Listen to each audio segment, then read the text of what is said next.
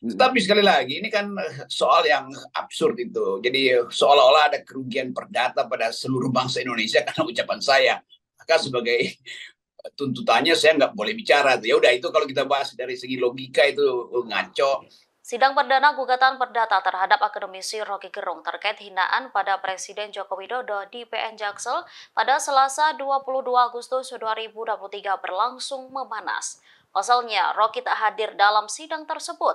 Pengacara dari penggugat selepas sidang mengatakan bahwa Rocky Gerung adalah sosok yang pengecut. Menjawab tuduhan yang disematkan kepadanya, Rocky menyebut bahwa dirinya tak pernah menerima surat undangan untuk sidang. Udah diberitakan berminggu-minggu, tetapi saya nggak dapat panggilan. Mungkin Hmm. aja dikirim ke alamat KTP saya, pasti dikirim. Tapi secara teknis hukum saya tidak menerima panggilan, jadi tidak menandatangani panggilan. Saya nggak pernah baca surat panggilan, itu beredar aja di kalangan media sebetulnya. Hmm. Tetapi sekali lagi ini kan soal yang absurd itu. Jadi seolah-olah ada kerugian perdata pada seluruh bangsa Indonesia karena ucapan saya. Maka sebagai tuntutannya saya nggak boleh bicara. Ya udah itu kalau kita bahas dari segi logika itu ngaco. Juga dari segi hak asasi manusia itu artinya semua orang yang digugat dengan cara yang sama harus diputuskan dengan cara yang sama juga tuh. Itu artinya lama-lama semua orang tuh kunci mulutnya tuh. Tetapi saya kira pengadilan juga menganggap ini barang absurd aja. Jadi sebetulnya tidak ingin saya persoalkan. Yang ingin saya persoalkan adalah masih berlanjutnya apa namanya nih upaya untuk memasukkan saya di dalam jebakan-jebakan hukum semacam itu. Dan kita mesti berpikir misalnya, ada hal yang serius memang untuk dibicarakan. Karena berkali-kali orang tetap sampai hari ini tuh di mana-mana masih ada saya diancam bahwa tetap mesti diadili padahal Barreskrim lagi berusaha cari delik. Tetapi sekaligus kita mau terangkan bahwa yang saya ucapkan itu adalah hak privat saya untuk mengucapkan itu sebagai warga negara, bukan sebagai individu yang punya problem dengan individu lain tuh, apalagi individu yang namanya Jokowi. Kan itu gagalnya di situ kan, gagal pahamnya di situ. Yang lebih lebih ngaco lagi adalah upaya untuk meminta supaya jangan lagi mengucapkan kata-kata semacam itu. Itu artinya ada orang yang ingin bikin standar, yang ini sopan, yang ini nggak sopan, yang Hmm. ini apa namanya menghina, yang ini bukan menghina. Kan itu absurd tuh. Kalau dibilang oke itu kesadaran diri aja. Kalau kesadaran diri ya biarkan aja saya dihukum secara moral kan kalau konyol membuat kalimat. Jadi ada semacam gumpalan kebencian yang membuat orang nggak bisa bedain mana yang sasarannya pada kebijakan, mana sasarannya pada manusia kan. Kan saya terangkan sekali lagi bahwa yang saya kritik adalah kebijakan publiknya. Nah, kebijakan publik itu disodorkan pada publik, lalu publik memilih memaki atau memuji itu. Kan itu intinya. Jadi yang dicaci itu adalah barangnya tuh, bukan orangnya. Nah sekarang misalnya kalau semua orang harus dianggap nggak boleh mencaci, kalau begitu jangan memuji juga, kan itu sama aja kan. Ya. Kualitas memuji itu dan mencaci sama. Jadi pujian itu berbahaya karena itu membuat orang lupa diri itu. Demikian juga cacian justru untuk menegur orang yang lupa diri itu. Jadi ini sebetulnya dan ini yang kita maksud sebagai kegagalan pemerintahan Presiden Jokowi untuk menyelenggarakan yang disebut the use of public reason itu, penggunaan rasio publik itu dasarnya tuh. Jadi hal-hal ini yang mungkin kita bayangkan bahwa ada banyak orang yang benci, marah, tapi mungkin makin lama mereka makin sadar bahwa memang semua kebijakan yang diajukan ke publik itu potensial untuk dipuji juga potensial untuk dicaci.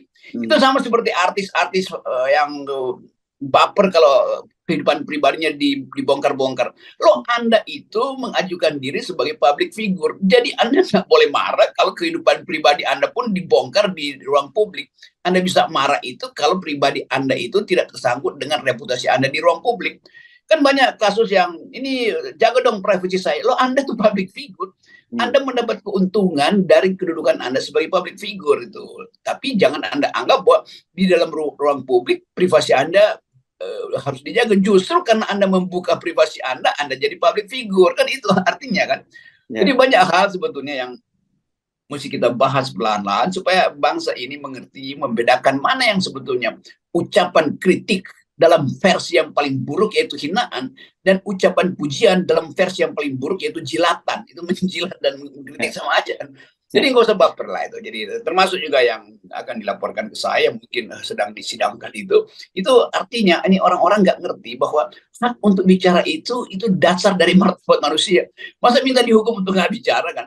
Jadi jangan juga cuma sekedar cari sensasi. Saya kira hakim yang masuk akal itu dia tahu bahwa ini absurd betul di tuntutan itu. Itu kira-kira pengantar. Ya, ya.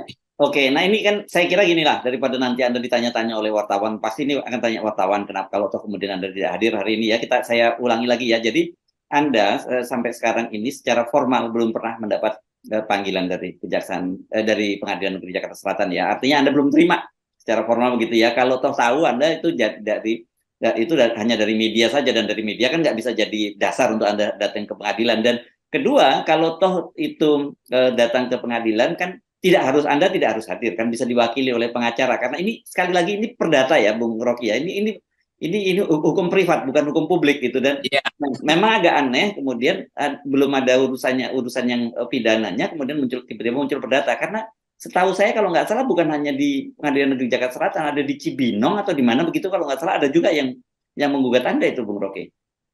Itu gugatan ada di mana-mana. Jadi kalau semua gugatan pidana perdata dikumpul itu lebih dari 30 tuh. Jadi untuk satu kasus ada 30 gugatan. Itu udah bisa masuk Museum Rekor Indonesia tuh Pak Jaya Suprana itu kan.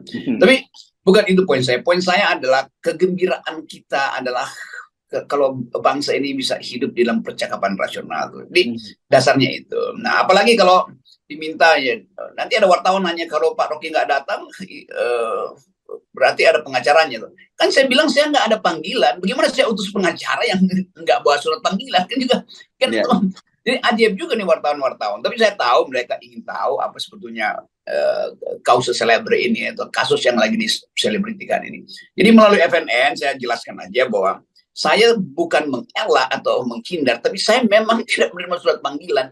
Kan itu mestinya secara khusus ditujukan ke saya, lalu saya tanda tangani sebagai tanda terima, atau ada orang yang mewakili saya menerima itu. Sampai sekarang saya tidak pernah menandatangani bukti bahwa saya menerima surat undangan atau surat panggilan untuk menghadiri sidang itu. Ya, oke. Jadi ini buat teman-teman ini nggak usah ngejar-ngejar lagi Bung Rocky. Silahkan dikutip ya, pernyataan ini dianggap sebagai pernyataan resmi dari Bung Rocky yang bisa dikutip oleh media ya, Bung Rocky gitu ya. Terima kasih sudah nonton. Jangan lupa like, subscribe, dan share ya.